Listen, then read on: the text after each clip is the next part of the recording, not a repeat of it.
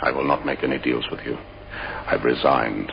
I will not be pushed, filed, stamped, indexed, briefed, debriefed, or numbered. My life is my own.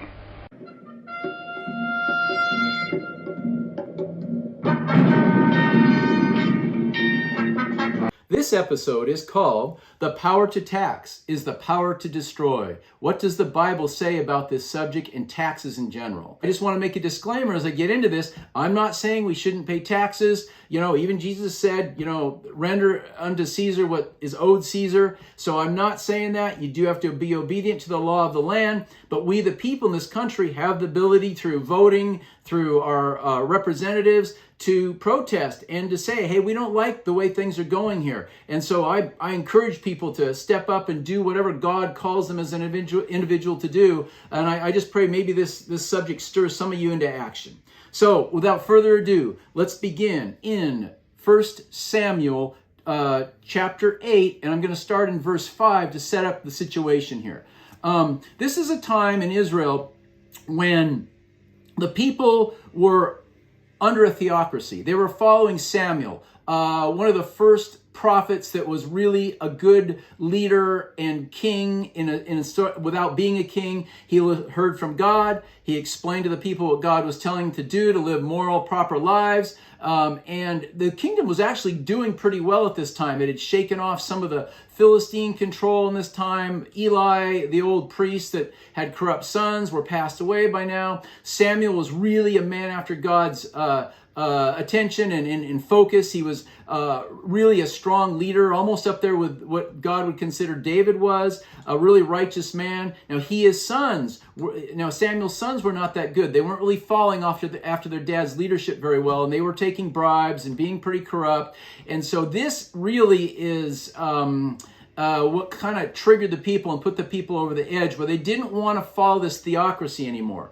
They wanted a king like the other nations around them. They almost wanted governmental leadership. They didn't want to have to go through, bad sons of Samuel and other things. And this was really an affront to God, not so much to Samuel's ability to raise good kids, although he does bear some responsibility here, obviously. But in the end, God pretty much says, well, they're not only not disobeying me by wanting a king, they're really they're not disobeying you, Samuel. Don't take it personal. They're really rebelling and disobeying me as their God. And so let's jump into this. Verse 5, having given you the background here. 1 Samuel chapter 8, verse 5.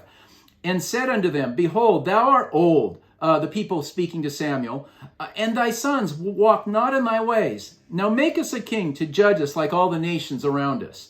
But this thing displeased Samuel when they said, Give us a king to judge us. And Samuel did go out to the Lord and prayed to the Lord. And the Lord said to Samuel, Hearken unto their voice, for the people and all they say unto thee, for they have not rejected you, Samuel, but they have rejected me. That I should not reign over them. God's feeling rejected right now. Okay, according to all the works which they have done since the day I brought them up out of Egypt unto this day, wherewith they have forsaken me and served other gods, and they basically have been rebellious to God off and on throughout this whole period. So God's pretty frustrated with these people, now asking for a king. God's like, man, you guys are really not getting it here. But nevertheless,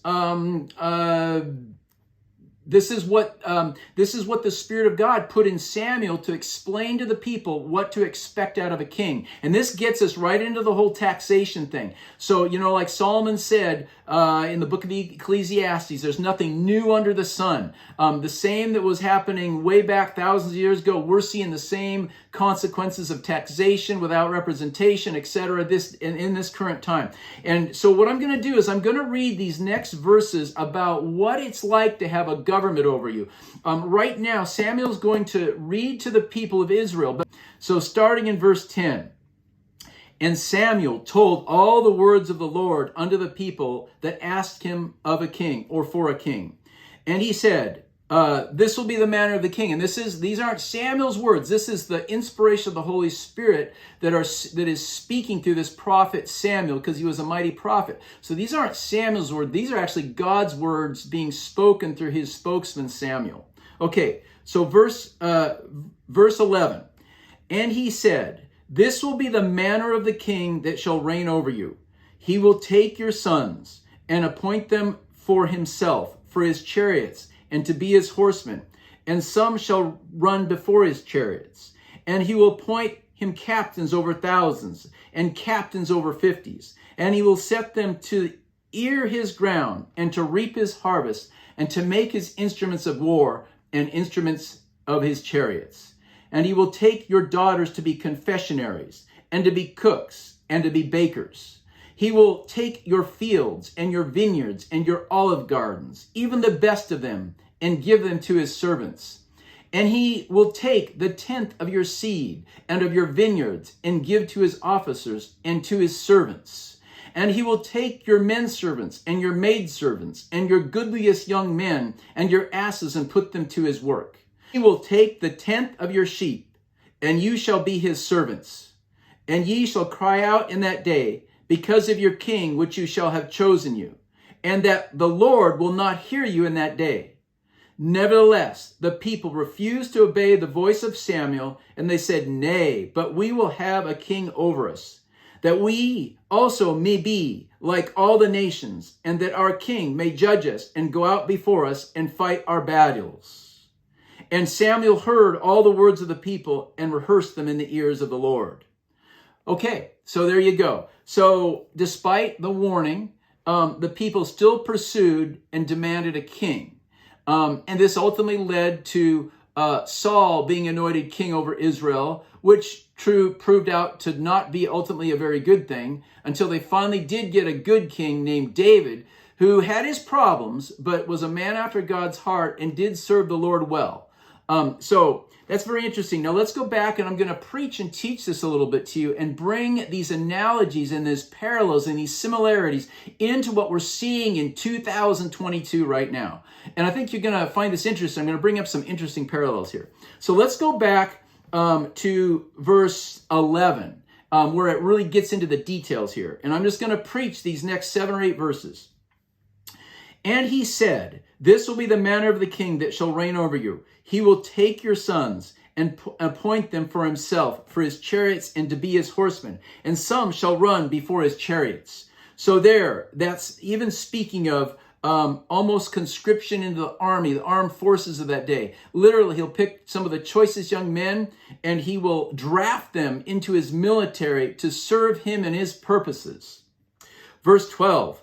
And he will appoint him captains over thousands and captains over fifties. And he will set them to ear his ground and to reap his harvest and to make his instruments of war and instruments of his chariots.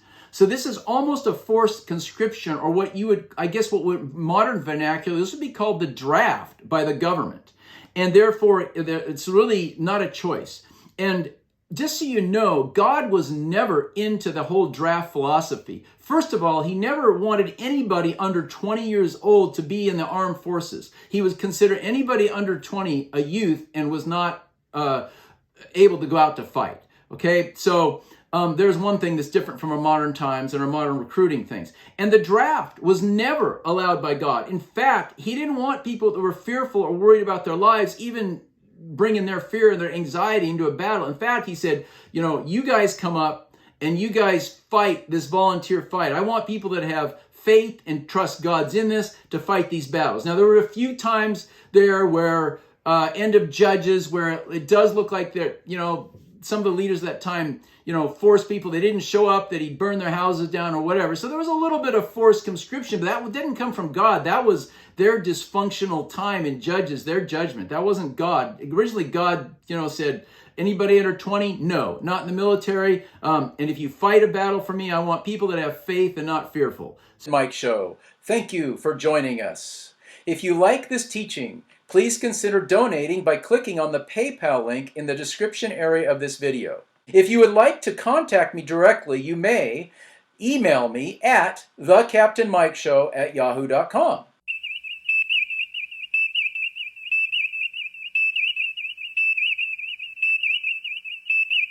I've seen him.